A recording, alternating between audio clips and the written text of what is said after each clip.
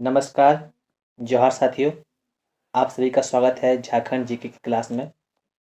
आज के इस क्लास में हम लोग झारखंड दरोगा का जो परीक्षा 2017 में हुआ था, उसके प्रीवियस ईयर को हल करेंगे और सारे प्रश्नों को डिटेल में देखेंगे।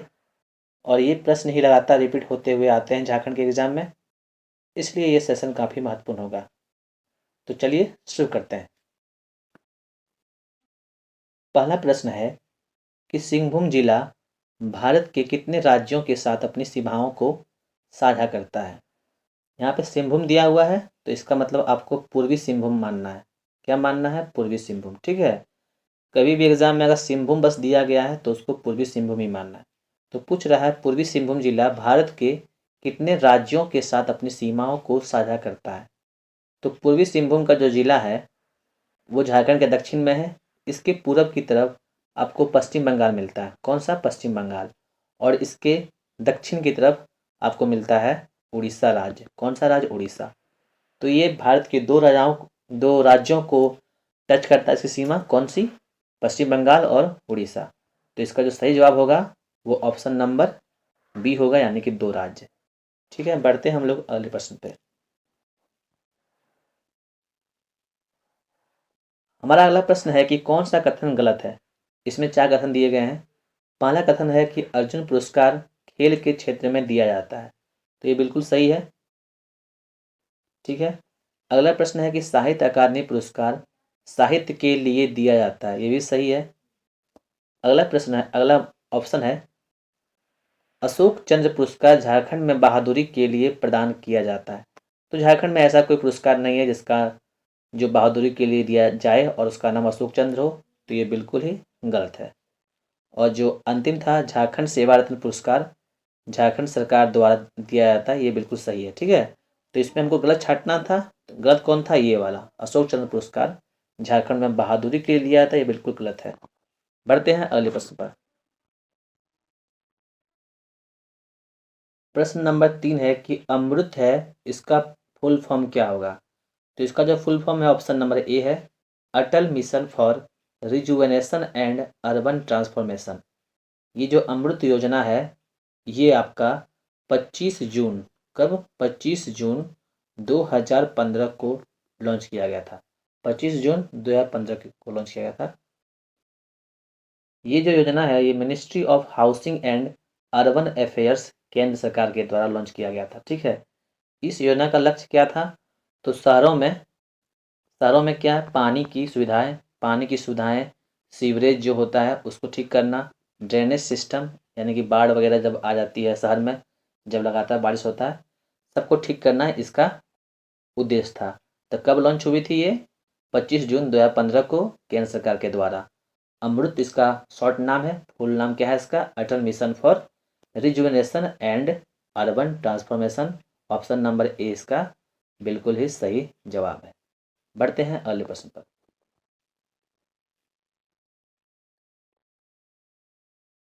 अगला प्रश्न है कि कौन सा कार्यक्रम राष्ट्रीय शहरी आजीविका मिशन द्वारा प्रतिस्थापित किया गया था? यानी प्रश्न ये कह रहा है कि पहले कोई कार्यक्रम चल रहा था, उसी कार्यक्रम को नया नाम दे दिया गया राष्ट्रीय शहरी आजीविका मिशन। तो वो कौन सा कार्यक्रम था? तो इसका सही जवाब है ऑप्शन नंबर ए, स्वर्ण जयंती शहरी रोजगार योजना। शहर में रोजगार देने के लिए पहले चलती थी। ठीक है। उसके बाद 2013 में 24 सितंबर 2013 24 सितंबर 2013 को ये योजना चलाई गई थी। ठीक है। कौन सी योजना? इसका नाम है राष्ट्रीय शहरी आजीविका मिशन। और इसके आगे एक नाम जोड़ दिया गया था। किसका नाम? दीनदयाल उपाध्याय। तो इसका जो पूरा नाम है अभी वो है दीनदयाल राष्ट्रीय शहरी आजीविका आजीविका मिशन। ठीक है। तो ये किसको रिप्लेस किया था? स्वर्ण जयंती शहरी रोजगार योजना को। ठीक है। हमारा अगला जो प्रश्न है वो है IHSDP का पूर्ण रूप क्या है? तो यहाँ पे दे सकते हैं 2 पूर्ण रूप पूछे गए थे एग्जाम में। तो इसका जो सही जवाब है ऑप्शन नंबर ए है, integrated housing and slum development programme. सरकार के द्वारा एक प्रोग्राम चलाया गया था जिसमें जो स्लम एरिया है, झोपड़ी वाले एरिया होते हैं, उनका डेवलप्ड कैसे किया जाए उस पर जोर दिया गया था। तो IHSDP का फुल फॉर्म है integrated housing and slum development programme. बढ़ते हैं अगले प्रश्न पे।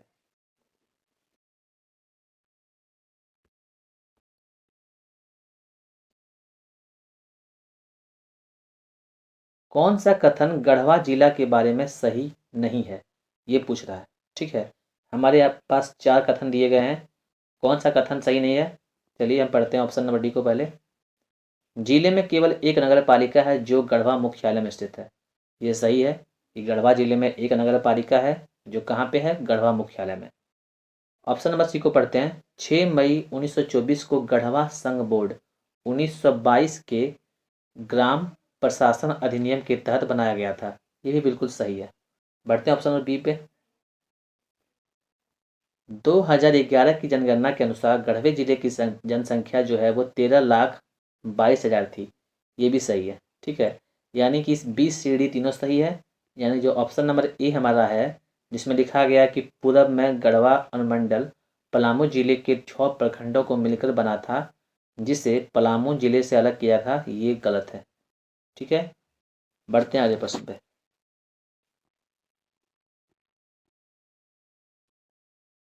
झारखंड के अनुसूचित जनजाति के कितने प्रतिशत परिवारों का कोई बैंक खाता नहीं है।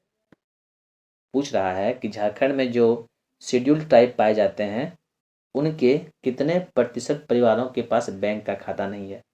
तो इसका जो सही जवाब है ऑप्शन नंबर ए, यानी कि केवल 60% के पास बैंक में खाता है, 40 के पास नहीं है। बढ़ते हैं अगले प्रश्न पे।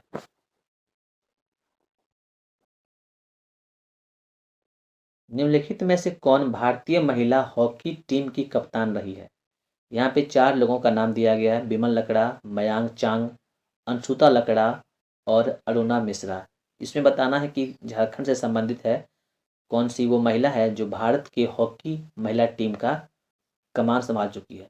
तो वो ऑप्शन नंबर सी है, अंशुता लकड़ा। अंशुता लकड़ा जो है वो झारखंड से संबंध रखती है और भारतीय महिला हॉकी टीम की कप्तान रह चुकी है। झारखंड की परीक्षाओं में हर सेट में आप देखिएगा कि खिलाड़ी से एक प्रश्न आते ही हैं। तो हम अगले वीडियो में खिलाड़ियों से संबंधित एक महत्वपूर्ण क्लास ला रहे हैं। आप उस क्लास को जरूर देखिएगा, आपके लिए बहुत फ़ायदेमंद होगा। इसके लिए आप चैनल को सब्सक्राइब कर दीजिएगा, तब आपके पास नोटिफिकेशन चला जाएगा। बढ़ते हैं अगले वीडियो, अगले प्रश्न पे। विश्व बैंक और झारखंड राज्य के बीच राष्ट्रीय निरांचल वर्ष संचय योजना में व्यय साझा करने का अनुपात क्या है। वर्ल्ड बैंक और झारखंड स्टेट के बीच में एक योजना चलाई गई थी, उसका नाम था राष्ट्रीय निरांचल वर्ष संचयन योजना। इसमें जो पैसे खर्च करने का जो अनुपात था, इसका जो जवाब है आप सभी को पता है कैसे, क्योंकि इसका जो सही जवाब है वो 60-40 है। और आप सभी जानते हैं कि झारखंड में 60-40 नहीं चल तो ये बहुत ही एक महत्वपूर्ण घटना है। बढ़ते हैं अगले प्रश्न पे। यहाँ यहाँ पे आप देखिएगा कि 3 सवाल लगातार 4 सवाल लगातार दिए गए हैं पर्व त्योहार से, इसलिए पर्व त्योहार भी काफ़ी महत्वपूर्ण है। इससे एक भी सवाल छूटे नहीं, इसके लिए इसकी तैयारी बहुत अच्छे से करनी होगी। तो सवाल है, जब साल के फूलों की शाखाओं पे नए फूल खिलते हैं तो कौन सा त्योहार मनाया जाता है।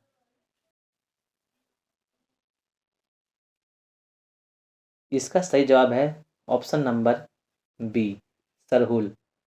सरहुल का नाम का मतलब ही होता है सरई फूल का त्योहार। तो साल के फूल पर जब नए फूल खिलते हैं तब सरहुल मनाया जाता है। बढ़ते हैं अगले प्रश्न पे। गांव का पुजारी जो सरहुल के दौरान उपवास रखता है उसे क्या कहते हैं। तो गांव का पुजारी जो सरहुल के दौरान उपवास रखता है उसे पाहन कहा जाता है। पाहन। सरहुल जो त्योहार है उसको बहुत नाम से जानते हैं हम लोग। सरहुल को बा परब भी कहा जाता है, बा परब। सरहुल को खद्दी भी कहा जाता है, खद्दी परब। सरहुल को जकोर भी कहा जाता है। ठीक है, याद रखिएगा। सरहुल जो पर्व है ना वो कब मनाया जाता है, तो सरहुल जो पर्व है वो वसंत ऋतु में, कब, वसंत ऋतु में मनाया जाता है। ये झारखंड के पर्वों का राजा कहा जाता है। झारखंड का सबसे बड़ा पर्व है सरहुल। ठीक है, बढ़ते हैं हम लोग अगले प्रश्न पे। सरहुल पूजा के दौरान ग्रामीण किस स्थान को घेरते हैं? घेरने का अर्थ हुआ वहां पे वो लोग पूजा करते हैं तो चारों तरफ वो इकट्ठा होते हैं। तो option number C, Sarna. Sarna क्या होता है? तो पूजा स्थल। क्या होता है? पूजा स्थल। यानी कि सरहुल के समय जो आदिवासी लोग पूजा जहाँ पे करते हैं उस स्थल को सरना कहा जाता है। सरहुल त्योहार कितने दिनों तक होता है? सरहुल त्योहार 4 दिनों तक होता है। ठीक है, बढ़ते हैं अगले प्रश्न पे। बीज बोने के त्योहार को क्या कहा जाता है? बीज बोने का त्योहार जो होता है, option number D, Rohini. Rohini जो त्योहार है वो बीज बोने का त्योहार माना जाता है। बढ़ते हैं अगले प्रश्न पे। छिन्नमस्तिका देवी मंदिर किस जिले में स्थित है? बहुत लोग ऑप्शन ए को टिक कर देंगे, जो कि बिल्कुल ही गलत होगा। इसका सही जवाब होगा रामगढ़, ऑप्शन नंबर डी। क्योंकि रामगढ़ एक जिला है जिसमें रजरप्पा एक जगह है। तो रामगढ़ जिले के रजरप्पा स्थान में प्रसिद्ध छिन्नमस्तिका देवी का मंदिर है, काली माँ का मंदिर। बढ़ते हैं अगले प्रश्न पर। अलीनगर का किला किसके द्वारा बनवाया गया था? अलीनगर का जो किला है वो बनवाया गया था, ऑप्शन नंबर ए, मुजफ्फर खान के द्वारा। किसके द्वारा? मुजफ्फर खान के द्वारा।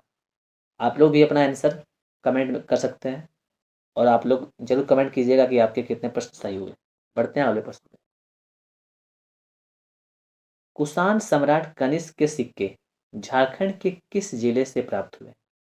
कुषाण वंश जो था उसका एक सम्राट था कनिष्क, उसने सिक्के छपवाए थे।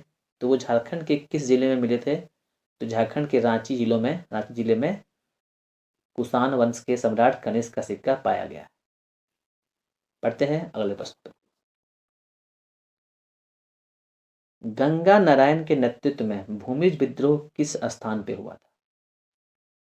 भूमिज विद्रोह की बात करें तो 1832 में बड़ा भूम और वीरभूम। कौन सा? बड़ा भूम और वीरभूम में गंगा नारायण के नेतृत्व में विद्रोह हुआ था। गंगा नारायण के पिता का नाम था लक्ष्मण सिंह। क्या नाम था? लक्ष्मण सिंह। तो हमारा प्रश्न पूछ रहा है कि गंगा नारायण के नेतृत्व में भूमि विद्रोह कहाँ हुआ था? तो ये हुआ था वीरभूम। सही जवाब इसका। बढ़ते हैं 28 अगस्त 1942 को ब्रिटिश पुलिस द्वारा गोली से उड़ा दी गई बिरजा संथाल परगना के किस नेता की पत्नी थी? बिरजा नाम की एक महिला थी। तो जब भारत छोड़ो आंदोलन हो रहा था उस समय 28 अगस्त 1942 को अंग्रेज पुलिस ने इनको गोली मार दिया था।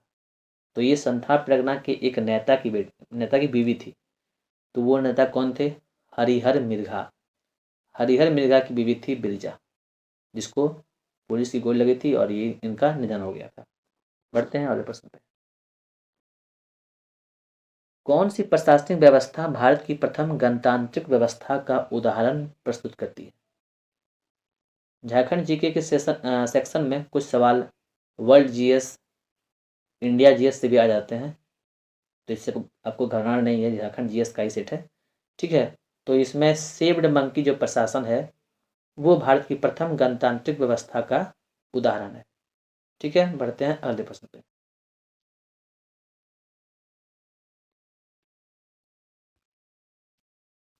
मुंडा जनजाति में पाहन को दी जाने वाली लगान मुक्त भूमि को क्या कहा जाता है?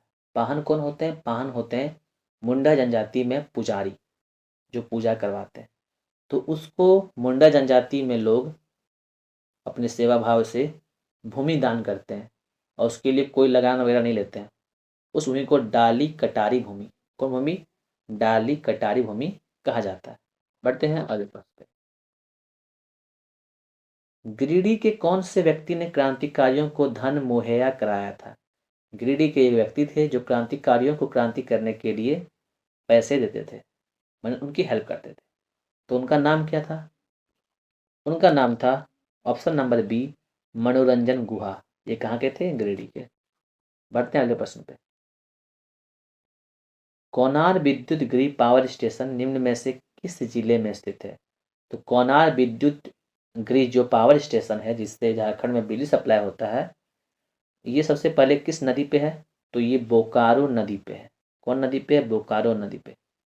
ठीक है, तो बोकारो जो नदी है पर है, इसकी जो क्षमता है वो 40,000 किलोवाट की है। ये भी याद रखना आपको, 40,000 किलोवाट क्षमता है कोनार विद्युत गृह की। और ये हजारीबाग में। कहाँ पे? हजारीबाग में। कोनार विद्युत गृह जो है इसकी स्थापना 1955 में हुई थी। कब हुई थी? 1955 में। और ये जो कोनार विद्युत गृह है किसका भाग है? तो ये डीवीसी यानी दामोदर वैली कॉर्पोरेशन का भाग है। और डीवीसी की स्थापना कब हुई थी? 1948 में। ठीक है, बढ़ते हैं अगले प्रश्न। निम्नलिखित राज्यों में कौन सा राज्य अपनी सीमा झारखंड की दक्षिण सीमाओं के साथ साझा करता है? तो हम जानते हैं जैसे ये झारखंड राज्य है, तो झारखंड के दक्षिण में कौन सा राज्य है? उड़ीसा। कौन सा है? उड़ीसा। सही जवाब क्या होगा? Orissa, option number D. भारतीय वन सर्वेक्षण द्वारा प्रकाशित भारत राज्य वन रिपोर्ट 2013 के अनुसार झारखंड के कुल भौगोलिक क्षेत्रफल का कितना प्रतिशत जंगल के अंतर्गत आता है? इसका सही जवाब है 29%। झारखंड का जो 29% है वो जंगल है। ठीक है, बढ़ते हैं नेक्स्ट प्रश्न पे। दालमा वन्यजीव अभयारण्य को कब अधिसूचित किया गया था? दालमा वन्यजीव अभयारण्य कहाँ पे है? ये पूर्वी सिंहभूम में है। और यहाँ पे हाथी की परियोजना चलाई गई थी सबसे पहले। कब? 2001 में। लेकिन यहाँ प्रश्न है कि वन्यजीव अभयारण्य बना कब था? तो ये 1976 में, ऑप्शन नंबर डी। अगला प्रश्न है, मुख्यमंत्री लाडली लक्ष्मी योजना कब शुरू की गई थी? तो ये 2011 में शुरू हुई थी मुख्यमंत्री लाडली लक्ष्मी योजना। बढ़ते हैं अगले प्रश्न पे। परमाणु ऊर्जा केंद्रीय विद्यालय कहाँ पे स्थित है? तो ये पूर्वी सिंहभूम में स्थित है। और पूर्वी सिंहभूम के बारे में हमने पढ़ा अभी कि ये 2 राज्यों को टच करता है। और यहाँ पे 50% भूभाग पे जंगल है। कहाँ पे? पूर्वी सिंहभूम। और यहीं पे है दालमा वन्यजीव अभयारण्य। ठीक है, बढ़ते हैं अगले प्रश्न पे। 2014 में किसके जन्म दिवस पे सांसद आदर्श ग्राम योजना शुरू हुई थी? तो जयप्रकाश नारायण जी के जन्म दिवस पे प्रधानमंत्री मोदी जी ने 2014 में 11 अक्टूबर 2014 को जयप्रकाश नारायण जी के जन्म दिवस पर ही सांसद आदर्श ग्राम योजना शुरू की थी।